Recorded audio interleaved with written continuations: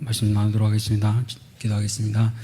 살아계신 하나님, 이 시간 사랑하는 주의 자녀들 이 자리에 나왔습니다.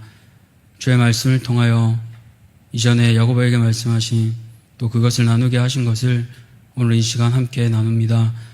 다른 것 아니라 살아계신 하나님의 말씀이 우리의 마음을 주장하게 하여 주시었고, 오직 주의 말씀이 이 시간 심겨져 두 마음이 아니라 한 마음으로 이 한 주간을 승리하며 살아가는 주의 거룩한 자녀들 되도록 은혜 베풀어 주시옵소서. 감사드리며 살아계신 우리 주 예수 그리스도 이름으로 기도드렸습니다. 아멘. 네, 오늘 함께 말씀을 나누려고 합니다. 영혼을 기억하는 지혜라는 제목으로 말씀을 함께 나누려고 합니다. 먼저 PPT를 한번 띄워주시면 좋겠습니다. 3,000명을 살린 한 사람의 이야기입니다. 아마도 성도님들은 대일본 지진, 2011년에 일어난 대일본 지진을 아마도 기억하실 것입니다. 한번 넘겨주시겠어요? 네, 사망자가 약 15,890명, 실종자 2,500명, 네, 부상자 6,000명 등 2011년 3월에 우리에게 참 큰 충격으로 다가왔던 사건입니다. 일본 도호쿠 지방에서 규모 9.0, 6.0도 아닌 9.0의 대지진이 일어났습니다. 그 다음으로요, 이 대지진으로 인해 우리가 알다시피 쓰나미가 몰려왔고 수많은 곳들이 참 피해를 많이 입었습니다. 그런데 그 중에서도 앞에 보이시는 대로 이와테현이라는 곳이 가장 큰 피해를 입었다고 합니다. 당시 사망자 수만 3,500명, 실종자까지 합하면 8,000명이 넘었습니다. 이토록 큰 일인데요. 그런데 기적적으로 이 최악의 재앙인 쓰나미를 비껴간 작은 마을이 있다고 합니다. 인구 3,000명의 마을인데요. 후다이 마을이라는 곳만 거의 전원이 살아났다고 합니다. 어떤 일이 있었길래 그럴까요? 바로 이 마을은 100여 년 전인 1896년에도 15m가 넘는 초대형 쓰나미 피해로 인해서 그 당시에 1,000명이 넘는 많은 사람들이 죽었습니다.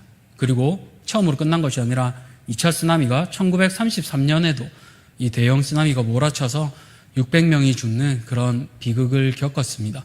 그런데 그 와중에 극적으로 살아남은 한 아이가 있었습니다. 그 아이의 이름이 앞에 보이는 와무라 코토쿠라는 인물인데요. 다음 넘겨주십시오. 이 아이가 이제 마을에서 자라서 후다이 마을의 촌장이 되게 됩니다. 과거 2번의 참상을 알고 있었고, 어릴 때는 1차 쓰나미를 어른들로부터 들으면서 자랐고, 2차 쓰나미는 본인이 직접 경험했기 때문에 누구보다 이 쓰나미에 대한 두려움을 가장 잘 알고 있었던 인물입니다. 그렇게 그는 항상 강조했던 것이 우리 마을에 15m 이상, 최소 15m 이상의 방조제와 수문을 건설해야 된다고 그는 그렇게 강조했습니다. 그리고요, 이 말을 들은 많은 주민들은 우리 아이에게는 그렇게 많은 돈이 필요가 없다. 왜 굳이 그 많은 돈을 쓸데없이 낭비하려고 하냐라며 오히려 그를 많이 나무랐습니다. 마을에서 보통 쌓을 때 10m 이상의 방조제를 이렇게 쌓게 되는데 옆마을에서만 해도 10m로는 충분하다라는 그런 얘기가 있어서 이 촌장이 얘기하는 것은 오히려 많은 사람들의 조롱거리가 되었습니다. 그리고 나서 그가 한 말이 이것입니다. 우리에게는 가슴 아픈 희생자들이 있고 역사는 반복돼서는 안 된다. 그렇기에 우리에게는 15m 이상의 방조제와 수문이 완성돼야 된다라고 그는 계속해서 외치며 포기하지 않고 오랜 기간 동안 계속해서 정부랑 지자체를 설득하기 시작했습니다. 그리고 그 결과로서 20년 동안 끈질기게 이제 정부와 주민을 설득한 끝에 1984년 당시 돈으로 500억 원이니까요. 충분히 예산 낭비라고 느낄 수도 있겠죠. 그렇지만 그는 결국 그가 강조한 것을 15.5m의 방조제와 수문을 건설하고 말았습니다. 그 다음으로요, 그렇게 그가 수문을 만들고 나서 그는 1997년 세상을 떠났습니다. 여전히 그때까지만 해도 마을 주민들은 이 촌장을 고집쟁이라고 욕하면서 쓸데없는 예산 낭비를 했다라고 많이들 손가락질 했습니다. 그런데 2011년 3월 11일 우리가 아시는 대로 동일본 대지진이 일어나 14m의 쓰나미가 몰아치자 이 마을은 15.5m의 방조제 덕분에 단 한 사람을 제외하고는 거의 다가 살아남을 수 있었습니다. 다음으로요, 당시 방조제 밖에 자신의 어선을 살피러 간 한 사람을 제외하고는 마을의 모든 사람이 다 살아남은 것입니다.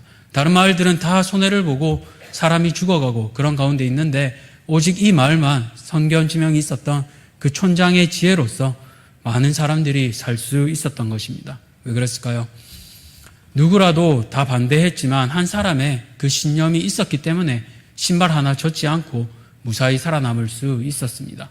그렇기 때문에요, 이 도시는 무사했지만 옆에는 그저 안일하게 그 자리에 머물러 있었기 때문에 14m면 충분하다라고 얘기했던 그 마을들은 이미 초토화되고 많은 사람의 사상자들이 발생하고 말았습니다. 그리고 이렇게 남은 방조제를 보며 그 후손들은, 또 마을 사람들은 그의 말을 기억하기 시작합니다. 2번이나 겪었던 것을 3번 겪을 수는 없다. 그가 남긴 유명한 말입니다.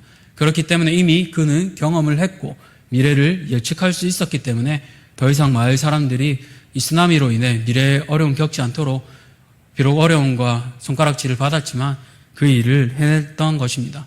이런 글을 기려 2016년에 마을 사람들을 이 촌장의 비석을 만들고 그를 기념하며 마을 중심에 이렇게 비석을 놓았습니다. 이처럼 한 사람이 참된 지혜를 가지고 미래를 바라보았기 때문에 무엇보다 다른 사람들을 살리는 이 귀한 일을 해냈던 것입니다. 그렇다면 우리도 미래, 더 먼 미래지만 영혼을 바라보는 지혜가 우리 성도님들에게 있기를 소망합니다. 그것을 오늘 2가지를 통해 함께 나누고자 합니다. 첫째인데요, 첫째로 우리가 영혼을 바라보는 지혜의 특징은 무엇입니까? 바로 심판자 되신 하나님을 기억하는 지혜입니다. 오늘 5장 시작인 1절부터 야고보 사도는 조금은 강한 어조로 얘기하고 있습니다. 1절입니다. 들으라 부한 자들아, 너희에게 임할 고생으로 말미암아 울고 통곡하라.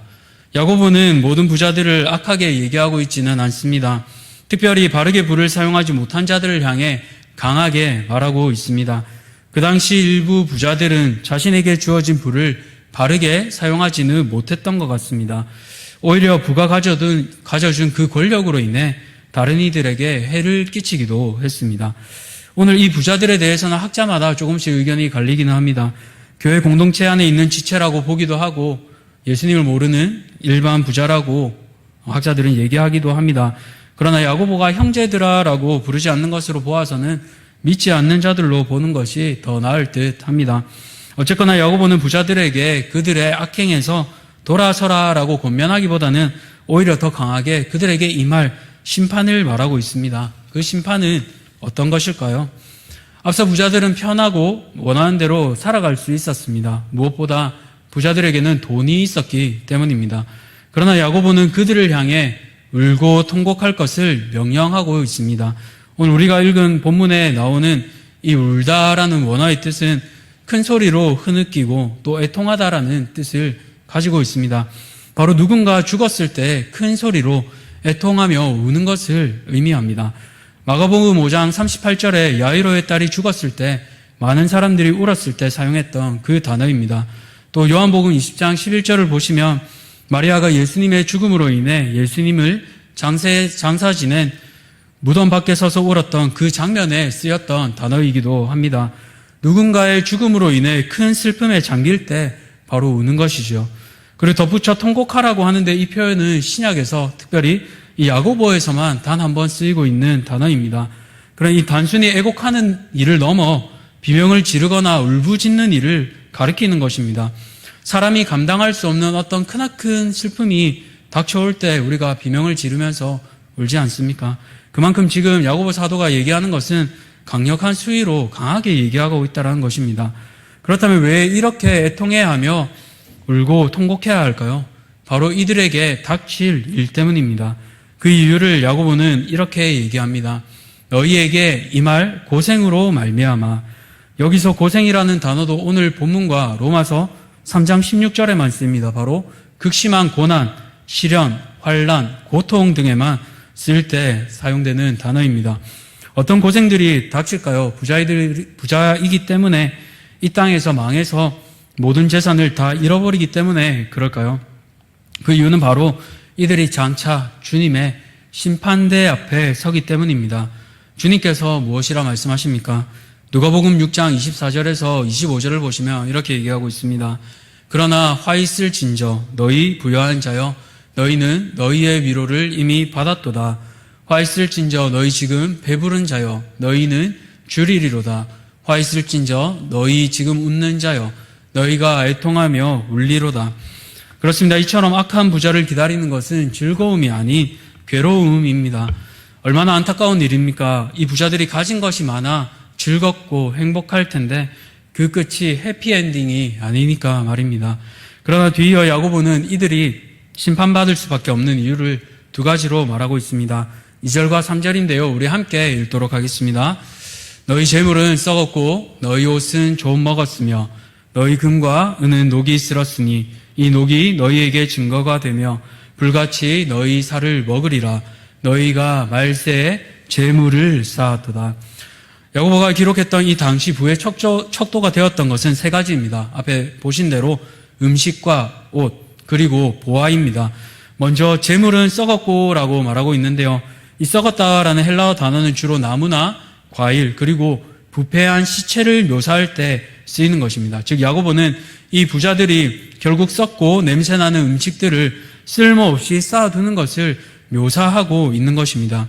고기가 되었든 곡물이 되었든 아무리 많이 소유했을지라도 결국 시간이 지나면 상하고 부패하게 됩니다.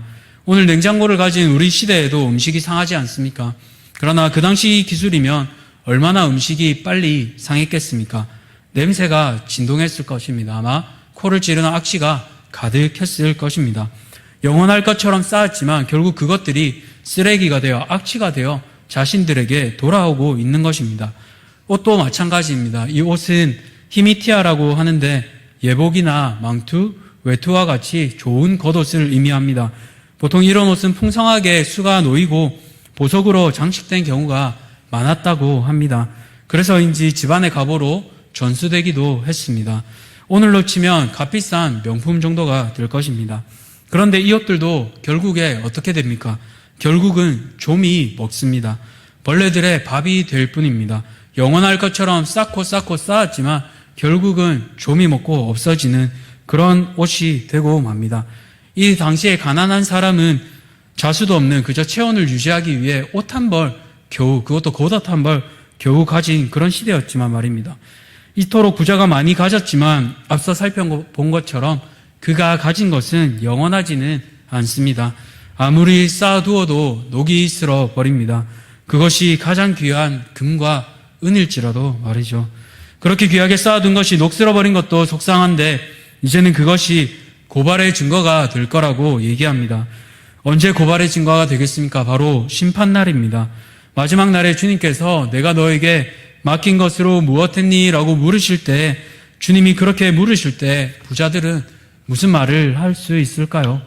뿐만 아니라 뒤이어 계속 얘기합니다. 불이 살같이 먹는다라고 얘기하며 영원한 불, 타지 않는 불, 즉 지옥을 얘기하고 있습니다.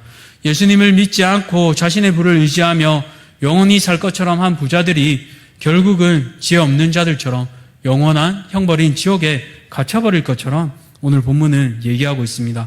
그렇다면 영혼을 소망하는 우리는 이 물질을 어떻게 사용해야 될까요? 그것을 오늘 한 인물을 통해 살펴보고자 합니다. 맨발의 전도자라고 불렸던 최춘선 할아버지, 최춘선 목사님 얘기를 잠시 나누려고 합니다. PPT를 한번 띄워주시면 좋겠습니다. 아마도 한 번쯤은 이 얘기를 들어보시거나 유튜브에서 팔복으로 검색해봐서 한 번쯤은 보셨을지도 모르겠습니다. 최춘선 할아버지는 30년간 맨발로 서울 지하철 시내를 다니며 많은 이들에게 복음을 전했습니다. 예수님을 믿기 전에는 매일 와이셔츠를 3번이나 갈아입을 정도로 멋쟁이였다라고 합니다. 뿐만 아니라 그는 엄청난 부자였는데요. 그의 아버지가 중국 북경에서 무역을 했는데 그 당시 아파트 3채가 아닌 아파트 3동을 보유할 정도로 부자였다고 합니다. 우리는 한 채 보유하는 것도 쉽지 않은데 말이죠. 어마어마한 부자였습니다. 그리고 1930년대 초 일본에서 대학을 나올 정도로 그는 엘리트였고 뿐만 아니라 5개 국어를 해서 선교사님이 오시면 그 자리에서 통역을 하기도 했다고 합니다. 그런데 이 최춘선 할아버지는 겸손하고 사랑이 많은 목회자였습니다. 사람들이 기억하기를 어린아이들에게도 언제나 존댓말을 썼고 거리로 내몰린 사람들을 집으로 초대하는 등 예수님의 삶을 그대로 실천했다고 합니다. 그가 가진 부는 엄청났습니다. 김포공항으로 들어가는 큰 길에서 인천 국도까지 수십만 평의 땅을 유산으로 받았고 1960년대에는 자동차를 그 당시로 5대나 소유할 정도로 부자였다고 합니다. 그러나 6.25 직후에 길에 떠도는 노숙자들과 거지들을 집으로 데려와 거두기 시작하면서 그는 이제 국가나 단체의 보조 없이 자신의 재산으로 고아들을 길러내기 시작합니다. 뿐만 아니라 앞서 말한 것처럼 받은 땅을 실향민과 가난한 이들에게 나눠주었습니다. 도와달라고 찾아오는 이들이 있으면 자신의 땅을 조금씩 떼어주고서 결국 남은 것은 그 수십만 평 중에 단지 3,000평의 땅밖에 남지 않았다고 합니다. 그리고 그는 땅은 사람의 것이 아니라 하나님의 것으로 믿었기에 등기도 하지 않았다고 합니다.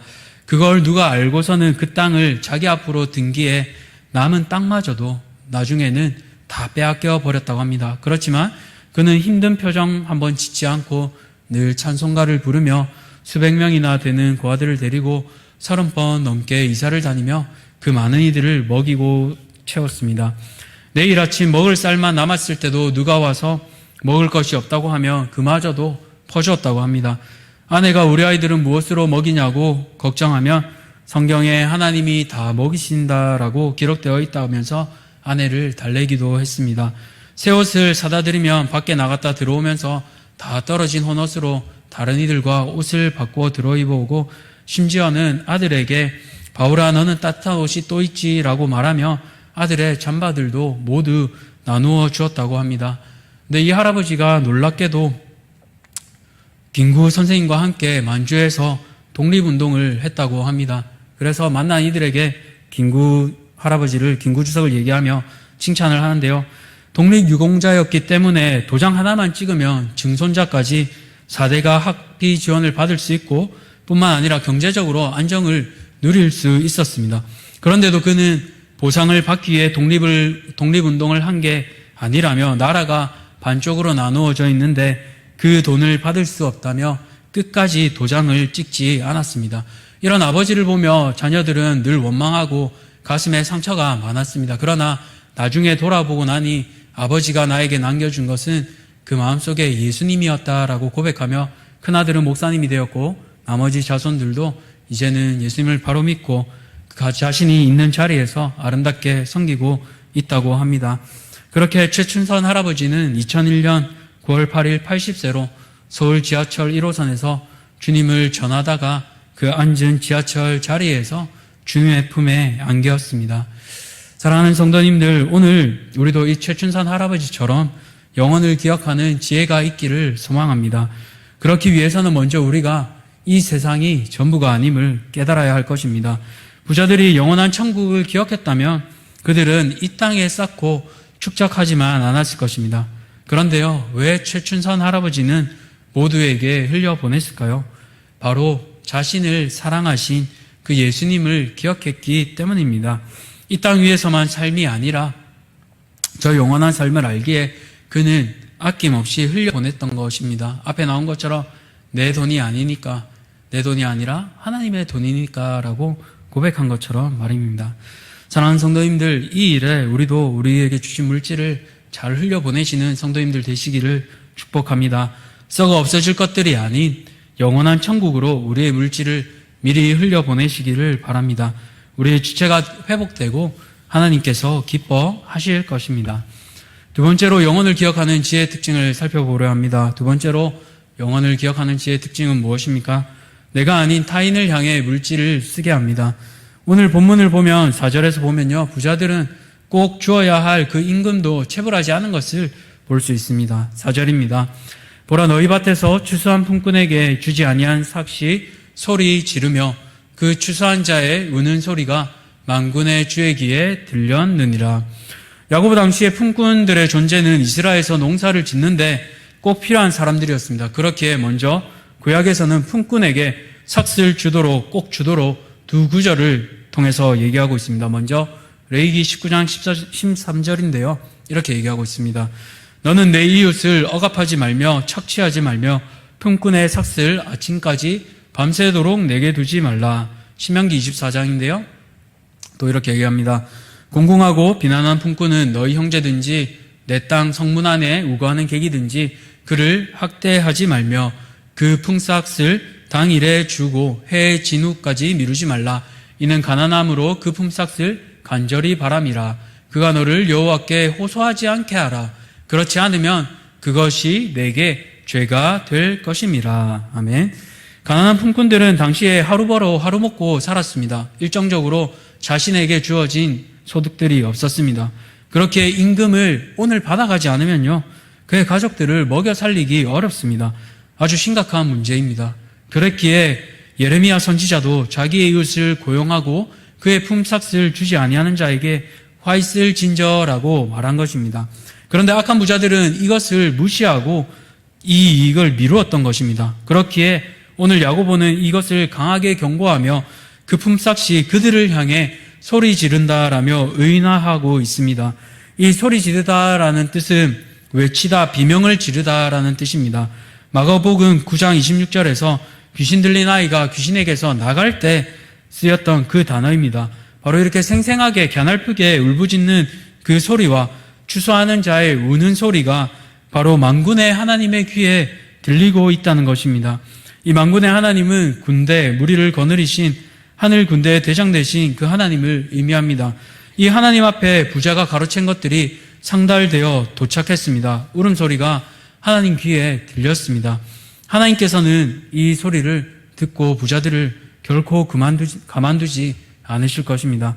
그런데 왜 이렇게 부자는 다 가로챘을까요? 바로 사람은 자신이 가치 있다고 여기는 것, 그리고 자신이 숭배하는 대상을 닮아가기 때문입니다. 다른 말로 자기가 예배하는 것을 닮아갑니다. 돈을 추구하면 돈을 닮아갑니다. 모든 것이 돈으로 환산됩니다. 그러면 사람도 이제는 사람으로 보이는 것이 아니라 물건이나 돈으로 전락합니다. 참 무섭지 않습니까? 영화를 보다 보면 악한 부자들이 사람에게 함부로 돈을 던져주는 것을 우리가 볼 수 있습니다. 인격적으로 대우하지 않는 것입니다. 그렇다면 이렇게 악착같이 모은 돈을 어떻게 쓰고 있습니까? 5절을 보시면 이렇게 얘기하고 있습니다. 너희가 땅에서 사치하고 방종하여 살육의 날에 너희 마음을 살찌게 하였도다. 사치는 부드러움을 뜻합니다. 사치품인 안락함을 뜻하기도 합니다. 즉 남의 것을 주지 않고 부드러운 소파나 편안한 데 앉아서 그 즐거움을 누리는 것입니다. 방종은 쾌락이지요. 자신의 채워지지 않는 욕망을 향해 달려가는 것입니다. 이 부자들은 타인을 고통스럽게 만들 뿐만 아니라 자기 영혼을 철저히 망가뜨리는 것을 볼 수 있습니다. 바로 다른 이들의 필요나 하나님의 일을 외면하고 자신의 이기적이고 죄악된 욕망만 충족시키고 있는 모습입니다. 그 결과 사랑이 없고 차가워지며 더욱 자신만을 중심으로 살아가게 됩니다. 여기서 그치면 좋겠지만 이들의 악행은 그치지 않습니다. 6절입니다. 너희는 의인을 정죄하고 죽였으나 그는 너희에게 대항하지 아니하였느니라. 죄의 브레이크가 걸리면 좋겠지만 죄의 속성은 점점 더 커져만 갑니다. 마치 눈덩이가 굴러가는 것처럼 계속해서 멈추지 않고 굴러가는 모습을 볼 수 있는데요. 불의한 부자들은 재산을 불의하게 모으고 자신의 배만 불릴 뿐만 아니라 이제는 의인들을 죽이기까지 합니다.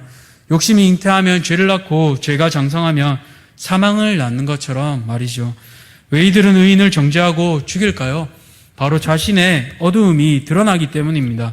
그렇기에 자신의 어두움을 밝히 드러낸 이들을 법정에 세워서 자신의 재력과 자신의 권력으로 사람들을 사고 어긋난 판결들을 받게 합니다. 이것이 바로 악한 부자들의 특징입니다. 그런데 부자들만 과연 그럴까요? 우리는 그렇지 않습니까? 물론 돈으로 다른 사람을 사고 위증하거나 그렇게 하지는 않을 것입니다. 그런데 정말로 우리의 모든 삶에서 누군가 나에게 잘못된 것을 지적하고 재물을 잘못 사용하고 있을 때 그것을 우리는 겸허히 겸손하게 받아들일 수 있습니까? 더 나아가 하나님께서 나의 재물을 쓰는 것에 대해 말씀하시면 우리는 그것을 겸허히 겸손하게 받아들일 수 있습니까? 정직하게 말하자면 그러기 쉽지 않을 것입니다. 그러기에 우리에게 은혜가 필요합니다. 우리도 때로는 어리석은 부자처럼 실수하는 부분이 있을 것입니다. 아주 작은 부분이지만 주어야 할 것을 때로는 잊고 주지 않을 수도 있고 그런 경우가 한 번쯤은 있을 것입니다. 마트에서 물건을 사고 점원이 거스름 돈을 내어줄 때 정직하게 다 돌려줄 수 있으면 좋겠지만 꼭 그렇지 않을 경우도 우리에게 있을 수 있습니다. 바라기는 부자들과 달리 정직하게 벌고